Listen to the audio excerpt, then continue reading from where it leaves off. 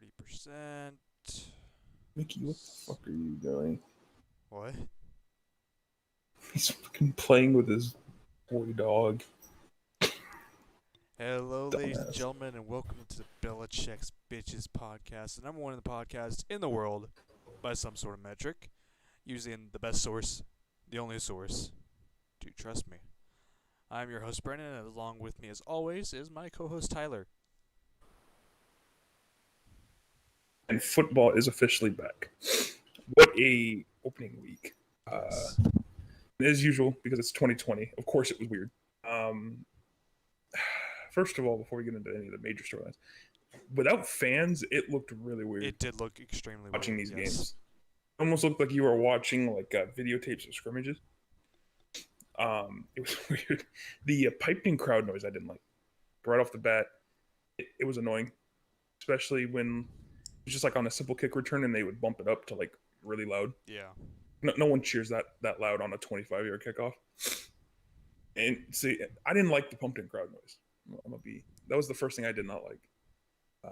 But at the same time, football was back. On Thursday, the Chiefs actually had a pretty good crowd. Yeah. 17,000, which I think was maximum. It's like 20-something% or something like that. They actually had a pretty good crowd. I think Jacksonville had a crowd too. Jacksonville did have. I didn't watch the Jacksonville game. Yeah, they had. I didn't watch the game, so I wouldn't know. And teams are Didn't get actually that starting game to around here. announce that they're letting fans in, like later on in the season.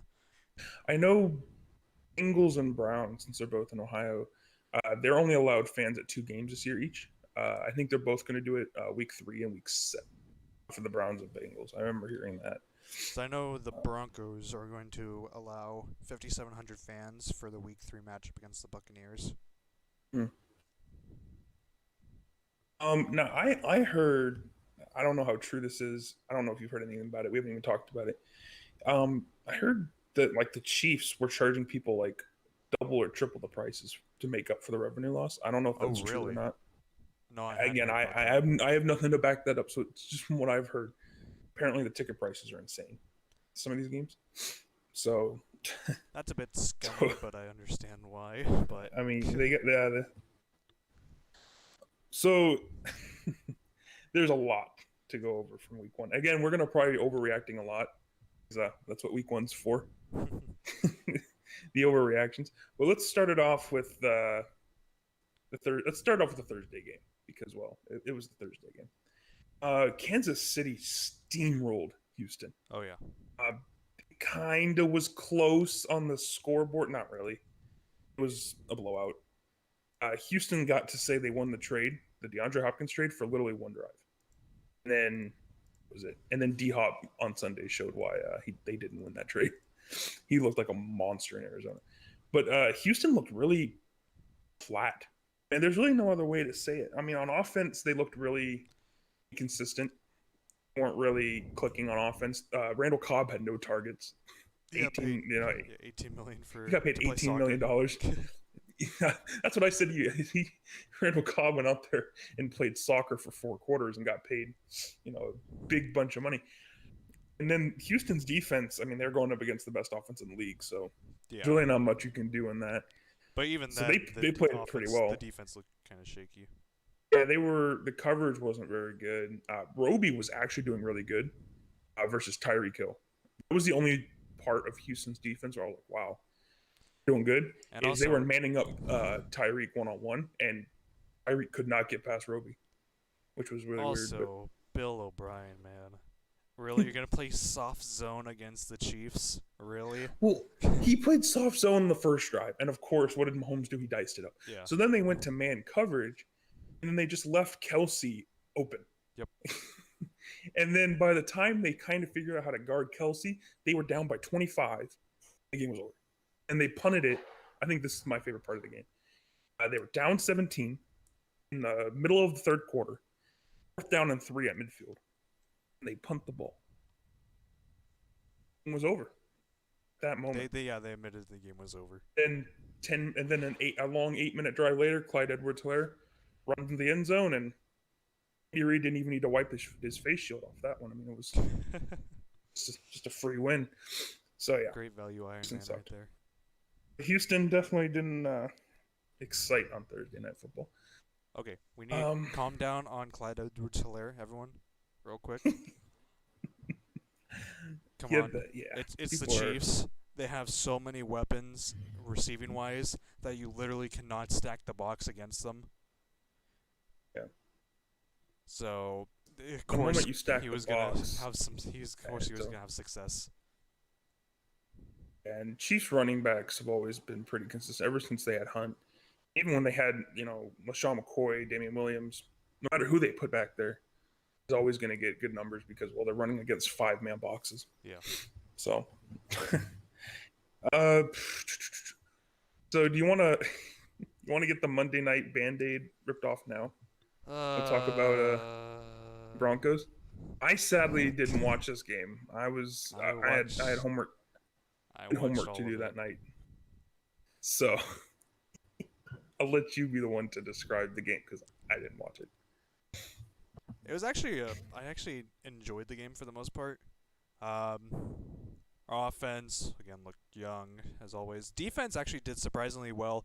I was totally expecting Derrick Henry to rush for over a buck 20 on us. He only got like 60 something yards and like 20 carries, so I say that's pretty dang good for what our defense looked like on paper.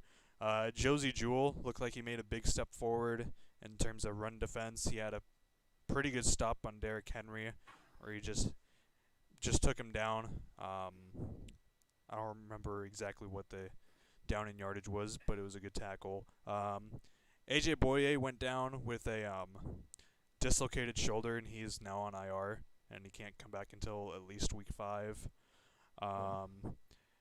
Yeah, AJ Boye went down, so we got to see 2 rookies actually start on defense, and Michael Ojemudia and undrafted rookie Asang Basie, who played majority in the nickel, and Bryce Callahan moved outside the corner to the outside corner.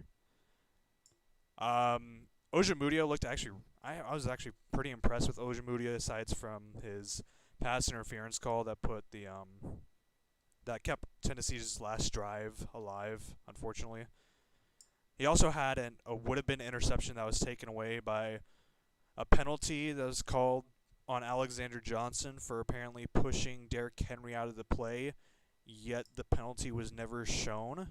We never got to actually see the penalty, so that was a bit weird.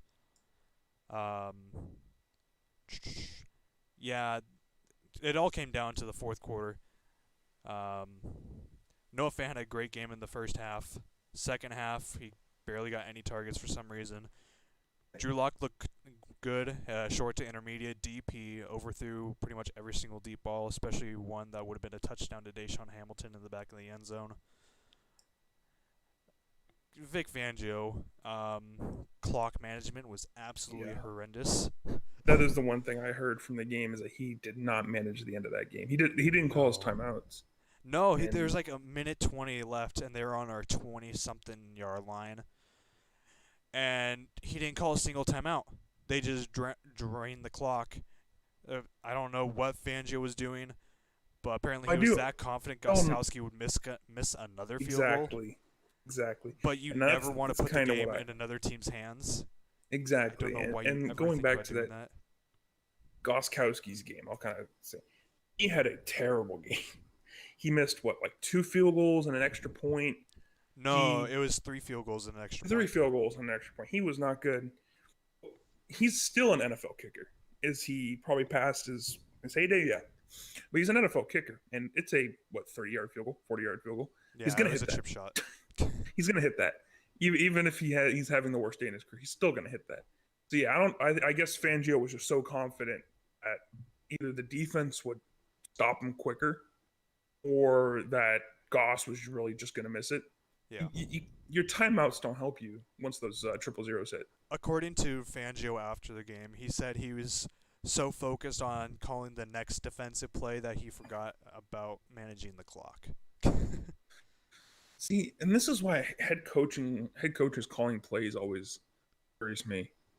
When I hear, this guy's calling offense or this guy's calling defensive plays, because someone's got to watch the clock. Yeah. And they have to, and even if you have a guy that's specifically there for game management, I know a couple teams do that, you still have to tell the coach, do it before it happens. He should not. He shouldn't And give so up and his if you play don't get calling. He shouldn't give up his play calling, but there should definitely be someone in his ear for clock management. 100%, especially hey, after that game. I'm out. Hey, exactly. So I guess that's something that he's just gonna have to learn. I mean, not everyone's gonna be perfect. Again, and another thing we have to think, it's week one. Not the players aren't the only ones that are trying to shake some rust off. It's the coaches too. So of course, there's going to be some mistakes. Again, that's one of those things where I think it's week one. And then Cyborg got hit a game winner. Is he still on the Titans? Did they cut him? I haven't seen any news that he was cut, so I would assume so. I'll be honest. I didn't even see him ever sign with the Titans. I never saw that. Like when someone told me that he missed a field goal for the Titans, I was like, he's on the Titans? I had thought he just retired. I just never heard that tidbit over the offseason. But let's talk about the other Monday night game. The sloppy game. The Steelers and Giants. And the Giants' offensive line was not good. To say the least. They weren't walking. I mean, I know that's a broad way of saying it, but Daniel Jones and Barkley couldn't buy a second. Oh yeah, I saw like a stat from after the game that Saquon Barkley had, I think, negative .37 average yards before contact. I mean, he was getting tackled as soon as he hit the line of scrimmage. He was wrapped up. And I think my favorite play from that game, I don't know if you saw it. I should have saved the Twitter post. My fault. But it was from TFG, and he showed a pull play. It was a halfback, and they were trying to pull the right guard to the left. So when you're pulling the right guard to the left, you want to run to the right, or to the left. Sorry. Yeah. You want to run with the guard. You don't want to run against the guard, because what's going to happen is if that guard is even a second late, you're going to get hit from behind. So they tried to rotate the right guard left, pick up the edge, and I think the right guard is Will Hernandez, and that's the left guard. One of those guys. He tried to shift and got destroyed. Barkley lost like 6 yards on the play, and that's something that's like a fundamental rule: is you don't go the opposite way of your blocker. You don't do that, and he just lets the running back get blown. Apparently, it happened twice. Yeah, it wasn't. So Garrett, that also falls on, I think, the offensive coordinator, Garrett. It falls on Judge too, who I thought for his first game, side the offensive line was pretty good. Game management was pretty good. I thought Jones looked really comfortable. Yeah, Daniel Jones looked really good. He had a drive in the third quarter it was a 19-play drive. And it was just constantly 4 yards, 3 yards, 2 yards. It was one of the better drives, I think, of the season, of week one, until we got to the goal line where he just made a bad read. Threw it right at Cameron Hayward when he should have just chucked the ball out. It wasn't really a bad read. He saw, I want to say Shepard in the back of the end zone, try to make a throw with Bud Dupree right on top of him, a play that he should have just thrown away because it was tight coverage either way, and he got hit as he threw, and the ball just kind of flopped up in the air right into the arms of Cameron Hayward. Yeah. It was just something, that's one of those plays where you got to the quarter, you just got to throw it out, especially since they had another down to play with. You got to pull an Aaron Rodgers sometimes. But... or you got to pull a Brady and just throw it at the running back's feet when he's not even looking at the ball. Yeah. Yeah. I think Jones kind of showed some improvement, though. And I think once the offensive line settles down and doesn't imitate traffic cones, I think that Giants team will be. Slayton looked good. Yeah. Slayton was great. He destroyed, what's his name? Inca on one play. I was like, whew. He was pretty gross. I have him on one of my fantasy teams, so got a little lucky there. Speaking of fantasy, Speaking of fantasy, I'll let you go, and then I'll tell you the fantasy story. Before the game, one of my friends texted me about like their fantasy team. Like it was like one of those pay ones where you like pay every week. Oh Jesus! Like a different team. I can't do that. Yeah. And he's like, he sent me his team. It was like, I saw Sterling Shepard. I'm like, no. Take out Sterling Shepard and put in Darius Slayton. And he's like, why? I was like, just trust me on this, okay? And so he did, and like the first two receptions were to Sterling Shepard. He's like, you screwed me, dude. Shepard already has like 2 receptions for 20 yards, and like just wait. Darius Slayton had like what, almost 2 touchdowns, over 100 yards. He had a great game. So I don't know if you guys have been watching the podcast, you would have known that few weeks ago, I did a fantasy player of the week, and it was John Brown on the Bills. And because I was talking about how, since they got Diggs, his production is going to improve. Which is a common misconception. Normally, when a big receiver goes to a team, the other receivers lose value, which I never got. And so I told John, so Brennan, we're playing week 1, and he starts John Brown, the bastard, and he torches me. Yep, 19 points. So it was the most conflicted I've ever been. I was correct on John Brown, but I was completely incorrect on the rest of my team because they just suck. Anyway, more about fantasy later because it was a week for fantasy, especially for me. I have to get this because it's so annoying, the debate that's going on. So Sunday night game, the Rams and Cowboys. First of all, not a very good game for me, at least. It was very like both teams were trying to lose, and those games are always just not fun to watch. And so I'm just gonna skip to the last drive. So first of all, Dak did not look very good. Inconsistent. His reads weren't very, very good. He was checking down a lot. He checked down on 4th and 3 below the sticks. I mean, yeah, that was, and like they're looking to like aggressive. Like if you're gonna be aggressive like that, why are you running a draw on the previous play on 3rd and 6? Yeah, it's like I didn't say. And then, but the play that the Cowboys fans use as an excuse for this game, it's not the play calling. It's not Dak because it never is. Issue was the refs, supposedly. So late in the game, they threw a pass to Michael Gallup, who was one-on-one with Jalen Ramsey, and Ramsey was doing the normal hand boxing, which everyone does, and Gallup's arm got a little hooked. Now, what Gallup should have done was try to sell the offensive pass interference because the ball was way over, was not going to get picked. It was near Gallup. It was a good thrown ball by Dak, and instead he pushes off. What happens is when your arm extends, it doesn't matter how, and people are trying to argue. Yeah, it doesn't matter how much force you put behind it. Which is, again, that's not in the rule book. It's a full extension of the arm. And once you make that full extension, all Ramsey had to do was look like it affected him. It probably didn't, but that doesn't matter. And they called offensive pass interference, and people are blaming the refs on the Cowboys losing. It's football season. Yeah. New England fans are going to complain about the refs at some point this season too. I mean, it's going to happen. Yeah, people are wanting. I mean, that game was just really soft. At Cam Newton, though. Oh, jeez. Segue. Okay, Newton. So let's talk about Newton. First of all, he looked really comfortable. I was shocked. I thought he'd be a little bit more hyper aware, like most quarterbacks are in their first game in a new system. We'll talk about Brady later. Newton looked very calm.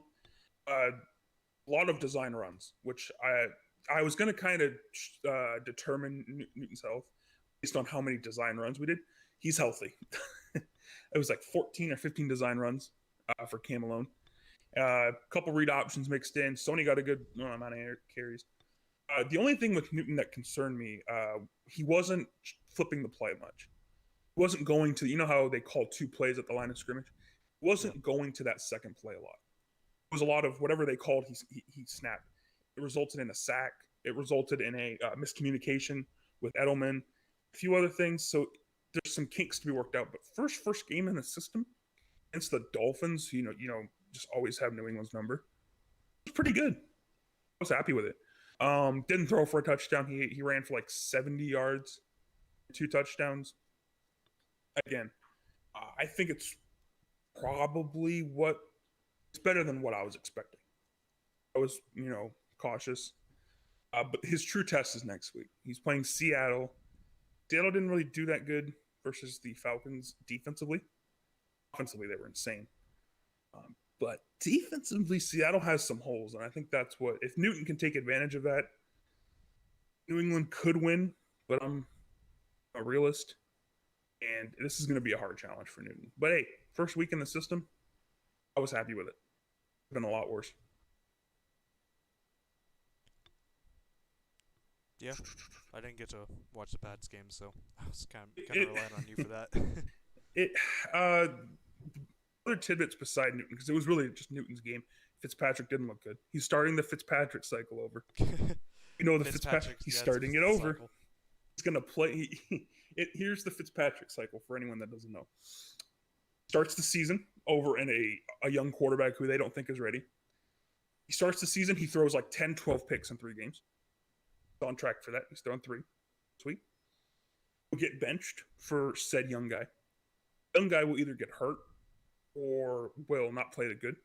And then in week 13, they're going to start Fitzpatrick again. He's going to win them 2 or 3 games. He's going to throw for about 900 yards, and he'll sign another 2-year contract this offseason. It's the Ryan Fitzpatrick cycle. We are on step 1.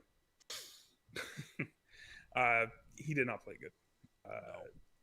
Even with they were gifted a couple pass interference calls that were a little iffy, nothing major. Fitzpatrick didn't look very good.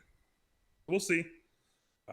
New England's defense looked solid, but again, I couldn't really get much out of that game besides Newton looked good in his first game. It was really a pretty bland game outside of that.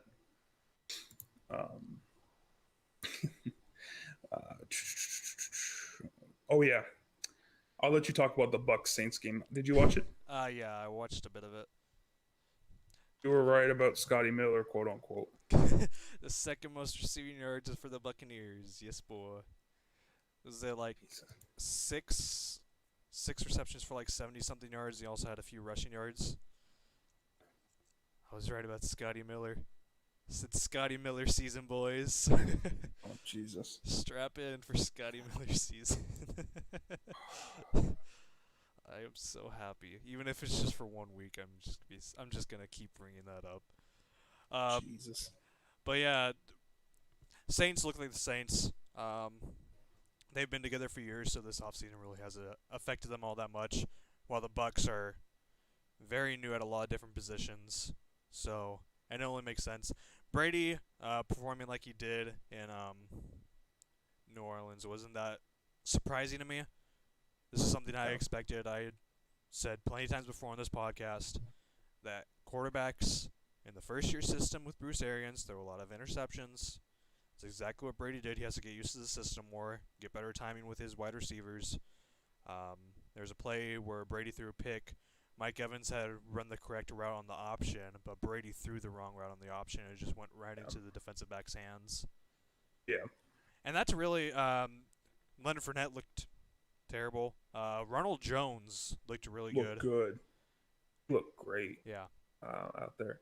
I get those reports from camp that he was the running back 1 looked like they were true.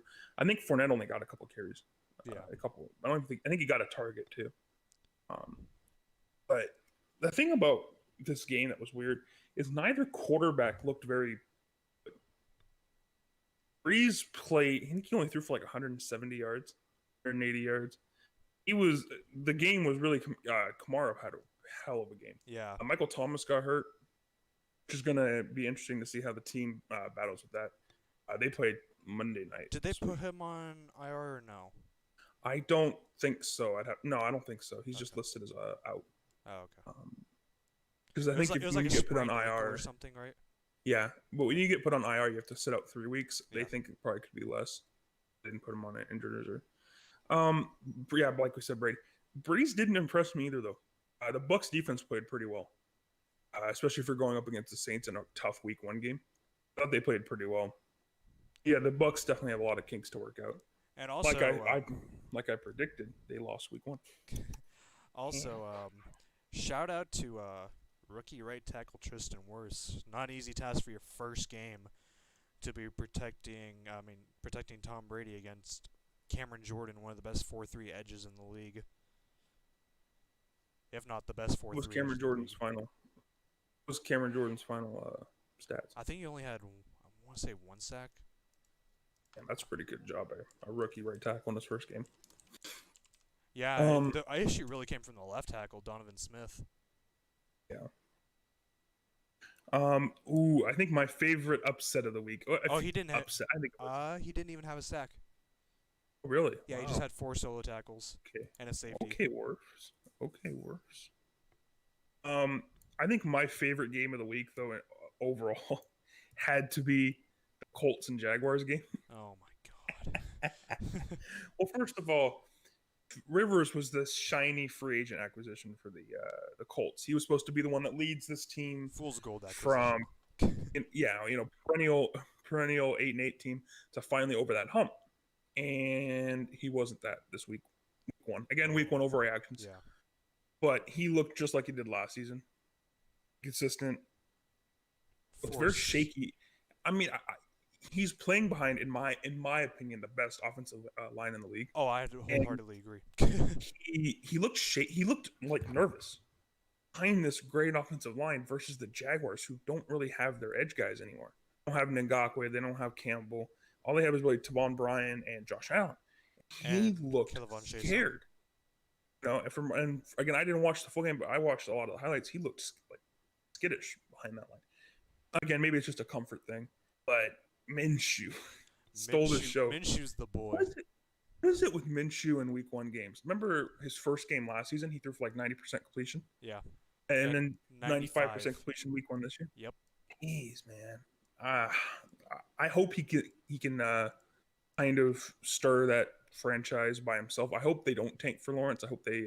I'd really love to see them build around Minshew. I think that'd be great to see. It probably won't end up happening, but if Minshew actually takes him out of position for Trevor Lawrence, I'd love to see that.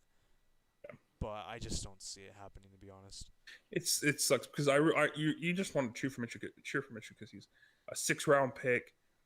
He has that swagger. Yeah. And so you really want to cheer for him. And I just hope that it keeps going. Again, he was shaky, inconsistent last season. He's a 6th-round pick. It's to be expected. I just really hope he does. Like a 6th-round pick quarterback. Okay. Brady was like a 1 in 100,000. Even more than that. You're not gonna find a Brady in every draft class. New England keeps insisting they have Stidham. It's not it. Speaking of Stidham, he didn't even win the backup job. Did he not? It went to Brian Hoyer. Stidham was the game day inactive. Oh wow. He was the healthy scratch. Stidham. So I said the moment I saw the inactive list and I saw Stidham's name, this season is riding or dying by Cam. New England. If Cam goes down with an injury. Was it actually a healthy scratch, or was it like something to do with his leg? Oh, nothing to do with his leg. His leg is healed. Okay. He just didn't win the backup job. So Brian Hoyer. Who we beat out for the backup job last year. Again, whatever. Yeah, so hopefully Minshew. How about the another upset? Washington beat the Eagles. The Eagles were banged up. I mean, that offensive line was terrible. What, 8 sacks? 8 sacks. And I think my favorite, again, I wish we could show this on the podcast. I know we can't, but it was a screenshot.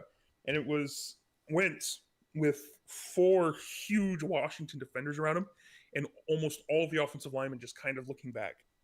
Watching just 4 Washington defenders over Wentz. Yeah, it was brutal.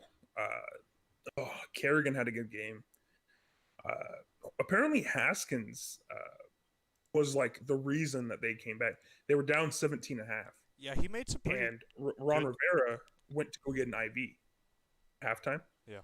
So instead of Ron Rivera giving the halftime speech, it was Haskins, and then they scored 27 unanswered.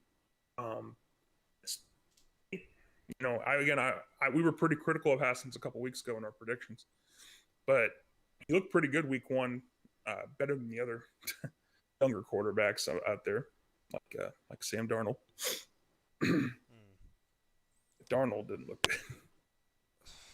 Darnold. In some ways, you have to feel bad for Darnold, but still at the same time, he has yet to show any really improvement throughout his entire career thus far. He still looks like he did when he was a rookie. How much of that is on Gase, though? I mean, that's what I have. I completely understand, because he has no help around him. But at least you think you'd probably see some sort of progression from Darnold personally, just on himself. But He still seems like the same quarterback. And it's tough because again, he's another one of those quarterbacks that I think had a lot of potential coming out. Again, I didn't think he was NFL ready, but I really liked his potential, and he just hasn't. Yeah, like you said, he hasn't improved. Yeah. He's still really indecisive at times. He holds onto the ball way too long. As bad as that offensive line is, you can't be holding on to the ball like that. I mean, Gase has to help him out. Crowder had a good game because he was thumping it down so much. Yeah, and Crowder is actually injured right now, I believe. Oh, that's not good. Denzel Mims was kind of a disappointment. Didn't really do much his first game. Damn. But we'll see. Jets are definitely on probably track to be like 3-13. Yeah, top. After that week. I just don't see it. Some Jets fans think they have like a 6-win team. I just don't see it. I don't see it. Yeah. My favorite player in the world. The only two quarterbacks that we actually see with consistent success is Lamar and Josh Allen. Yeah. Oh my God, my favorite wide receiver signed. Mohamed Sanu. Oh yeah. As much as I like to clown on him, he signed with the Niners. The poor Niners are catching. I think the Niners caught the Eagles wide receiver injury bug, because now no Niner receiver can. Like Tavon Austin got hurt, season-ending knee injury. He had just signed. That's how you can tell you're desperate for wide receivers, if you go out of your way and sign Mohamed Sanu. Second round pick. Yeah, at least it wasn't that bad. Falcons just destroyed us on that trade. Yeah, so he signed. It should be interesting. One thing I've noticed, and this is just kind of a broad thing over all the games, is defenses definitely had the benefit of this weird offseason. They were definitely more aggressive than usual. Teams blitzed a lot because, again, these guys are week ones. So I mean, that's what I like. I don't know if yeah, trust me, we know you like to blitz. Another position that was weird is running backs definitely didn't look dominant. I mean, beside a few really good performances from like Josh Jacobs, McCaffrey, Hilaire, running backs, even like the elite ones, seemed very sluggish. It was I don't know if it was just a combined weird week. Again, it's week one, which is always the weirdest week of the season. So yeah, I mean, Barkley, again, I can't really blame that on him. Zeke didn't even really look that solid. He looked decent, but playing the Rams and trying to run near Aaron Donald is just scary. Yeah, it's not the best. The Vikings got destroyed. Oh my Lord, that was not the game I was expecting, honestly. Oh, it wasn't. I was expecting that to be like game of the week type stuff. Nope. That was brutal. The only thing that was like the saving grace, at least there for the Vikings, is that Kirk looked good. That was about it. With like 40 fantasy points. I think Adams secretly listened to that little us listening to the receiver rankings and got really pissed off at us. Yeah. So I apologize, Devontae. Apologize. Because I remember Stop I didn't even destroying have him on. people. Okay. No, at least I put him at number 10 because I felt bad. But he is just going off. Pat Elflein got put on injury reserve. I don't know how long of an injury that is. Yeah, I didn't even see the specified injury. Like, I saw his tweet, I think it was like from Field Yates. He just said they put him on IR. It didn't specify the injury at all. I tried to look for it. I couldn't find it. Because injured reserve, now you can come back from injured reserve in 3 weeks. Yeah, after 3 weeks. So we'll see. The Chargers, man. The Chargers continue the injury woes yet again. They lose their starting center, Mike Pouncey, for the rest of the season. It feels like Mike Pouncey's like third career season, or third in a row season-ending injury. He's always getting hurt for the season, man. Poor guy. Oh my God, I felt so bad for Burrow. Oh my God. Burrow looked actually pretty impressive besides a few mistakes. In his first career start, he almost led them back to get a well, he did lead them to a position to win, but oh my. I just feel so bad. And Randy Bullock got cut after that. Yeah, he pulled his Fat Randy. he pulled his calf on the kick that missed too. Jesus. Fat Randy. Fat I never understood why his name is Fat Randy when he doesn't look fat. Like, Yeah. he's like 180. I always call him Fat Randy. I don't know if there's some type of reference in it, but I always find it funny that his nickname is Fat Randy. But yeah, poor Burrow, man. He just, like I said, came up a kicker short. But I think the Bengals Browns game is going to be a good one tonight. Oh yeah, I'm definitely looking forward to that. I want to see Joe Burrow against the Browns. Ugh. Yeah. Speaking of the Browns, we didn't even talk about the Browns in the game. Browns got decimated. I mean, That was not a pretty game. That was ugly. it was, and Even Nick Chubb was fantasy disappointed. owners. Nick Chubb fantasy owners were not happy. I'm one of them. Your parents are probably one of them too. Yeah, they're not happy.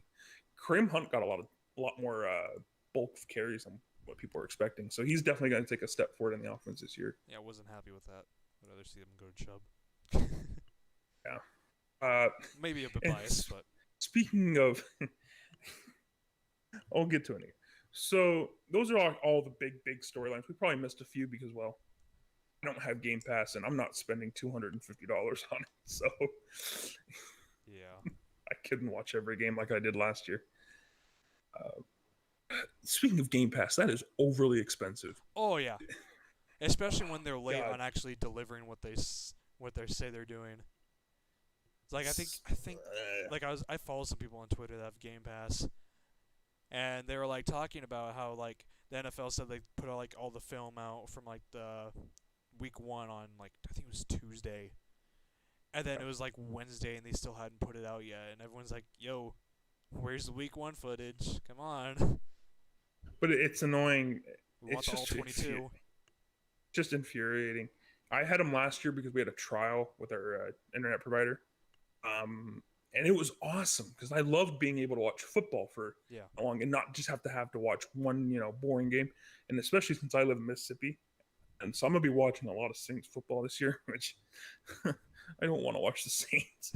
How do you think I feel? It's gonna suck. Gonna suck. Yeah, you gotta want to watch all those West Coast teams. Yeah. Yeah. But Game Pass is just ridiculous. I had they had Game Pass free for like the summer, and that was pretty cool. Yeah. They didn't use that because the only way to get Game Pass for cheap is if you get it on your phone. Yeah. And if anyone's out there listening, you're like, you can get it for like $30 on your phone. You can't put it on a tablet, you can't put it on your laptop, and you can't put it on your TV. It's strictly for your phone, which is stupid because you're going to strain your eyes if you watch football for 8 hours a day on your phone. You're going to strain it. Man, it just sucks. So we'll be doing what we're not allowed to say. We'll be watching our games the other way. Yeah.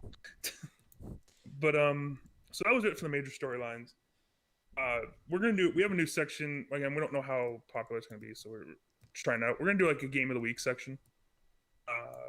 Just kind of me and Brent are just gonna give our game of the weeks for the upcoming. For me personally, this game is not very. This week doesn't have a lot of big matchups, at least in my opinion. Yeah. A lot of like 1-0 teams are playing 0-1, or a lot of 0-1 and 0-1s playing. There's only a couple matchups that are really worth noting, and I think my favorite, of course, bias. I know, the Patriots Seahawks on Sunday night. Russell I think Wilson was finally given the keys to the offense. He and looked did not disappoint. great. Again, they were going up against the Falcons, so buyer beware. But looked pretty Dan good. Quinn's defense. By the way, guess what? More soft zone. I don't know how he's still doing it. I made a comment about this, and I said I don't know how teams are still constantly running soft zones anymore. Yeah. It makes no sense. It's not Madden. It's like I love zones in Madden because they work, but they don't work in real life. No. Zones are you have to be. It's kind of picky when you have to. Main defense now is a combination of zone and man. When you man up the best receiver, and you kind of play zone and you try to confuse the quarterback. But Dan Quinn does not understand that. Just he sits. He reminds me of those Madden players that sit and cover 4 drop show too, and you just pick them Yeah. apart. It's like the Falcons defense. it's infuriating to watch because it's not good football. Again, what do I know? But just from my point, it's just not good. But I think the Seahawks do end up winning. I think it's going to be too much for Newton, but I think it's going to be the best game of the week. I say Seahawks 28, New England 24. Yeah. A 4-point win. Jamal Adams didn't miss a beat. Ooh. Him and Bobby Wagner are scary on the same defense. They were letting Adams play. They weren't sitting Adams about. I was worried about Seattle and how they would just kind of stick Adams 15 yards back. They didn't do that. They were letting him in the box. They were letting him kind of, fake pass rush. They were letting him cover. They were doing a great job with it. I was pleasantly surprised by that. So what's your game of the week? My game of the week, I want to go with the Falcons and Cowboys. I think that could be a pretty fun game to watch. Two suspect defenses with potential high-powered offenses if the Cowboys offense decides it wants to show up. Because that could be a really fun game offensively to watch if you're into that kind of football, which most people tend to be. They like to see a lot of scoring nowadays. But yeah, that would be a cool, fun game to watch if Cowboys show up. It's always an if with the Cowboys. Yeah. Guys. Because it's an if, I'd probably say like the Falcons maybe get the win. Like, say 31-24. I think it's going to be a good game. I mean, Falcons didn't look terrible against Seattle on the offensive side of the ball. I mean, Matt Ryan leads the league in passing after week 1, 450, I think. He looked pretty decent. Deep ball wasn't really there. They were a lot more short passes, but it worked. Yeah. So I'll let you do your college player because I have some fantasy rants. All right. Some more than one. I have 3 fantasy rants. Oh, okay. It's all about one section, but it's about a certain player that. Anyway, I'll let you go because All right. if I start talking about it, I'm not going to stop. My college player for the week, I kind of forgot to do one, so I just went with a player that I already know a little bit about. I went with a quarterback this week. Surprise, surprise. I know a lot. I think I know a good amount about quarterbacks. Kellen Mond, quarterback for Texas A&M. He's a senior, 6'3", 217. He's a very interesting prospect. Reminds me of kind of like a maybe like a less athletic but slightly smarter. What was his name? Came out. He was an undrafted. He played in the XFL for the Defenders. What was his name? He was a higher overall than Daniel Jones in Madden 20. He was undrafted. My mind is just not there. I know exactly what I'm talking about. What's his name? Former CFL player. No, XFL. XFL player. PJ Walker? No. The backup. What's his name? I have no idea. Tyree Jackson. That's what it was. Tyree Jackson. Less athletic, but smarter more mental Tyree Jackson. And when Tyree Jackson came out, he was my quarterback crush for that class. Yeah, same. I loved Tyree Jackson's game, and then no team just gave him a shot. I love Tyree Jackson's game, man. So he didn't even win the job in XFL too, sadly. Well, he lost it to like the XFL MVP and PJ Walker. So. No, but like still, Tyree. Tyree. Kellen Mond, strong arm, puts a lot of velocity behind his throws. Efficient in short to medium area. Good poise. He's good and calm under pressure because he's pretty much always under pressure playing for the Aggies. He's gotten hit a lot, so his body's pretty strong. He knows how to take a hit. And he's willing to stay in the pocket and take those hits when throwing. He can get the ball. He can get the ball out of his hands quickly and on schedule. He's a decent athlete outside the pocket. You're not going to see him pull off anything like a Lamar Jackson, but probably compares athleticism more to like a say Daniel Jones. Probably be a decent comparison. He's fantastic throwing on the run. That's probably his best attribute is throwing on the run besides his strong arm. His cons, he's strictly a pistol shotgun quarterback because that's all he's played while at Texas A&M. He waits too long to escape the pocket. He holds onto the ball for too long, or just stays in the pocket too long instead of actually going off schedule and trying to make something out of nothing. He has a consistency problem. He has shown to struggle against bigger teams, which is something you don't really want to see, especially in the SEC. He's not great in clutch situations, and his football IQ is a concern. He's maybe like a half field read kind of quarterback, not like a one read quarterback like Tyree Jackson kind of was. So a little bit better than Tyree Jackson in that sense. Projected 6th, 7th round pick, maybe priority undrafted free agent like Tyree Jackson. Yeah. Okay. Time for the fantasy rants. First of all, I have a player of the week, like usual, right? I made an amendment to this. I'm kind of doing a surprise of the week and a dunce of the week. First of all, surprise of the week, Calvin Ridley had one hell of a game versus Seattle. I think he had like 37, 38 fantasy points. Yeah. He was insane. Kind of kicked me because I passed up drafting him a couple times in some leagues. So, annoying. But fantasy dunce, and I promise this is only partially because of bias because he was on my team. AJ Brown, where did you go? I needed him, man. Corey Davis was the primary on Monday. Yeah. I was surprised there was like nothing of AJ Brown. Just wasn't there. I was tempted to put Barkley, but you can't blame it on him. But Brown, I don't know. He was going up against a rookie corner and didn't do anything. Anyway, yeah, I called him a dunce of the week. Yeah, Calvin Ridley, 9 receptions, 130 yards, and 2 touchdowns.